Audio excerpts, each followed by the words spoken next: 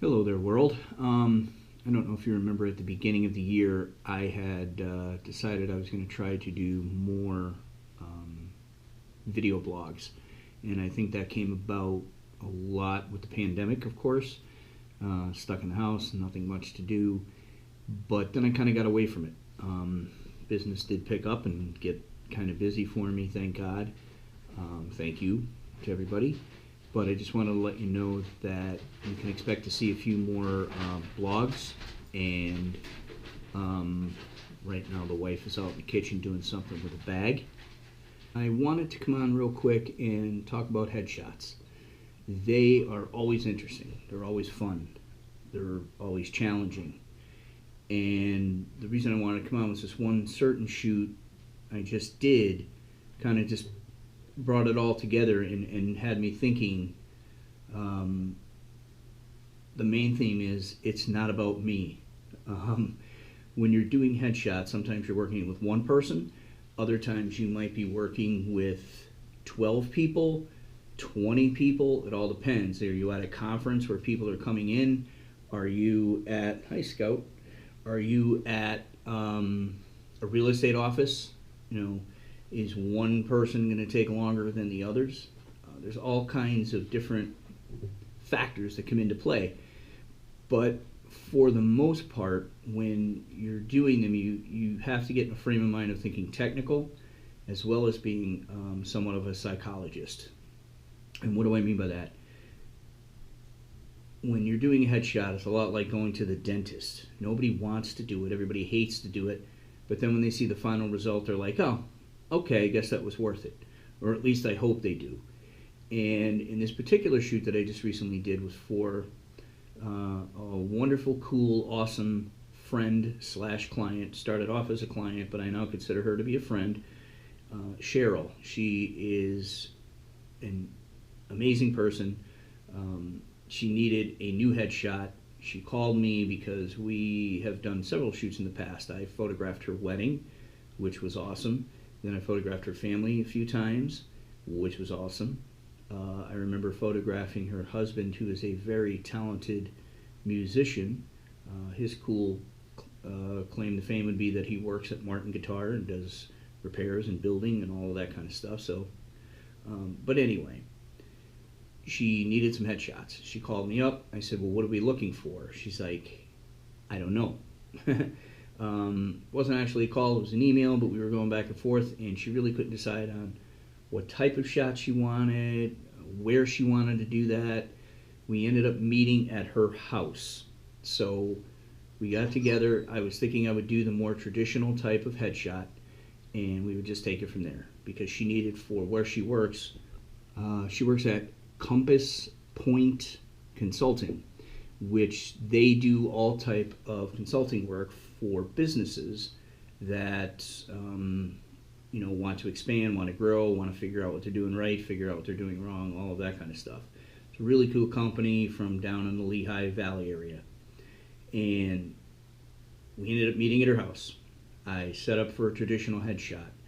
Quite frankly, I was having a little trouble getting the lighting right because, and this is what I mean by the challenge that's also fun.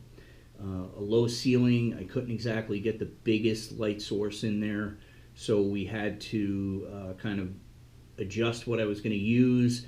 Then I couldn't get the lights to balance right, and I rethought it, and all of a sudden I was back to the original light source, using it a different way, got all the lights balanced.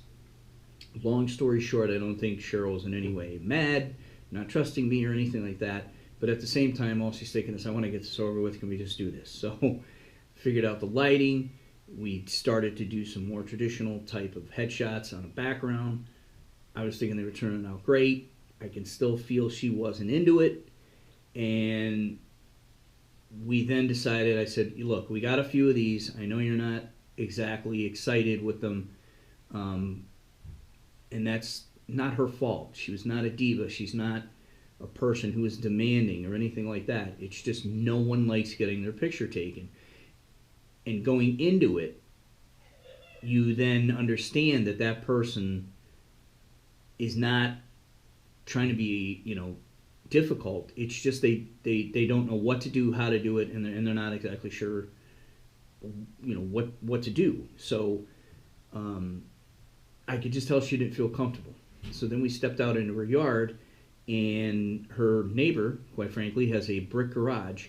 And in our email exchanges, I said, do you want to go somewhere outside and do the corporate lean against the brick wall shot? And kind of half joking, but at the same time seeing if that's what she wanted. And lo and behold, she said, why don't I lean against the brick wall? And all of a sudden, she just felt more comfortable. She felt more relaxed. And we really started to get a more natural smile. And she ended up liking those pictures the best. So the headshot is never about the photographer. It's about the person. And it's about reaching inside a little bit to find out what makes them tick, what makes them feel good, what helps them understand how to make this work.